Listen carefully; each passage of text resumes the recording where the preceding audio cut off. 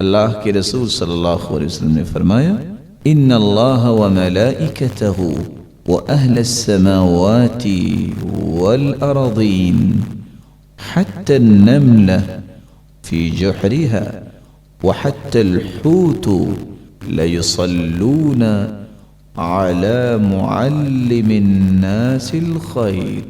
اللہ ذوالجلال اس شخص پر رحمت کا نزول فرماتے ہیں اور ساتوں آسمانوں کے ٹریلین فرشتے اس کی برکت، اس کی بخشش، اس کی مغفرت کی دعائیں کرتے ہیں، اور ساتوں زمینوں کی 22,000 مخلوقات بشمول چیونٹیاں اپنے بلوں میں، مچھلیاں سمندروں دریاؤں میں، پرندے ہواؤں اور فضاؤں میں اس انسان کی خیر اور بھلائی کی، اس کی بخشش کی دعائیں کرتے ہیں۔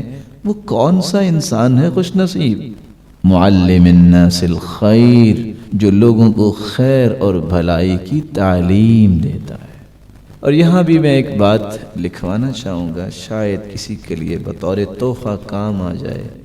2 سے 4 لوگ اگر تانا دیتے ہیں، کسی عالم کو برا کہتے ہیں، گالیاں دیتے ہیں، ارے جہاں کھربوں کی تعداد میں فرشتے دعائیں کر رہے ہوں، اگر 2-4 دانے ایسے دنیا میں ہیں گالیاں دینے والے، تو آپ کمپیریٹیولی چیک تو کریں، موازنہ کیا ہے، دے لیں۔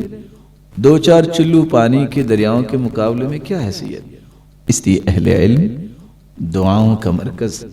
اور سچی بات یہ ہے کہ شاید علم دینے والے تو سوئے ہوئے ہوتے ہیں، لوگوں کے ہاتھ اٹھے ہوئے ہوتے ہیں، لوگ ان کی بات سنتے ہیں، لوگ ان کی باتوں پہ عمل کرتے ہیں، ان کی باتوں کو سن کے احادیث اور قرآن مجید ان کی زندگیاں بدلتی ہیں، اور دعائیں کر رہے ہوتے ہیں اور علم والے سوئے ہوتے ہیں، کبھی کھانا کھا رہے ہیں اور دعائیں ان کے لیے ہو رہی ہیں۔ شاید جن کو اتنا وقت نہ ملتا ہو اپنے لیے دعا کرنے کا جتنے لوگ کر دیتے ہیں۔